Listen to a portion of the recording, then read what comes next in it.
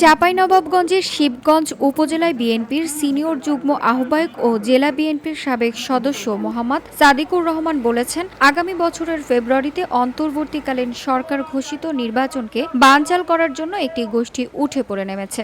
গত ১৭ বছরে কোনো আন্দোলন সংগ্রামে না থাকলে ২০২৪ সালের ৫ আগস্টের পর থেকে নির্বাচনকে বানচাল করার জন্য মাঠে নেমে পড়েছে। পিআর পদ্ধতির নামে যে আন্দোলনের ডাক দেওয়া হয়েছে, এদেশের জনগণ তা খাবে না এবং তা প্রত্যাহার করেছে।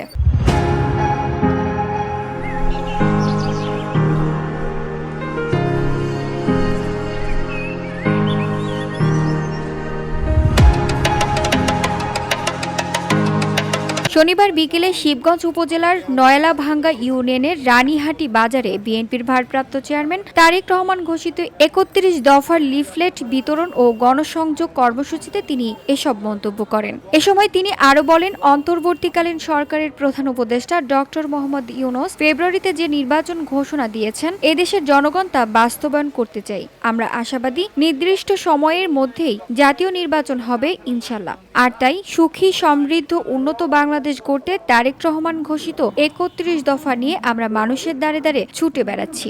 সাবেক ছাত্রনেতা সাদিকুর রহমান বলেন, দেশের জনগণের ভোটে আগামীতে তারেক রহমান প্রধানমন্ত্রী নির্বাচিত হলে দেশে ৩১ দফার প্রতিফলন ঘটানো হবে। ফ্যাসিস্ট শেখ হাসিনা সরকারের কারণে দীর্ঘদিন দেশের বাইরে থাকলেও আমরা আশাবাদী শীঘ্রই তিনি দেশে ফিরবেন। তার দেওয়া রাষ্ট্র কাঠামো মেরামতের ৩১ দফা আলোকে দেশ করতে চাই। ভারপ্রাপ্ত চেয়ারম্যান জনাব তারেক রহমান বাংলাদেশের উন্নয়নের জন্য, রাষ্ট্র কাঠামো মেরামতের জন্য ৩১ দফা ঘোষণা দিয়েছেন।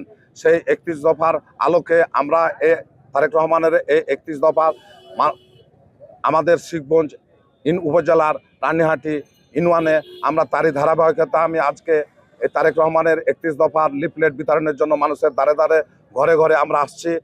আর আরেকটি কথা না বললে নয়, একটি গোষ্ঠী এই ফেব্রুয়ারি নির্বাচনকে বানচাল করার জন্য উঠে পড়ে নেমেছে।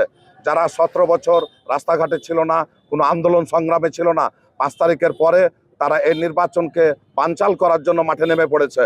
এই নির্বাচন আমরা দেশের জনগণ প্রত্যাহার করবে। তারা পিআর পদ্ধতির ঘোষণা দিয়েছে এবং আন্দোলনের ডাক দিয়েছে, এই পিআর পদ্ধতি এই দেশের জনগণ খাবে না এবং এই দেশের জনগণ প্রত্যাখ্যান করবে।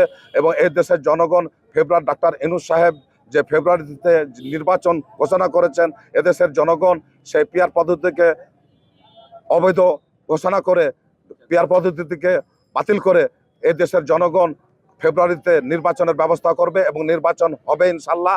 এই লক্ষ্যে গ্রামের বাজারে, পাড়া মহল্লায় জনগণকে অবহিত করতে ৩১ দফা বিশিষ্ট লিফলেট বিতরণ করা হয়েছে। ৩১ দফার লিফলেট বিতরণ ও গণসংযোগ কর্মসূচিতে বিএনপি ও এর সহযোগী সংগঠনের বিভিন্ন স্তরের নেতাকর্মীরা উপস্থিত ছিলেন।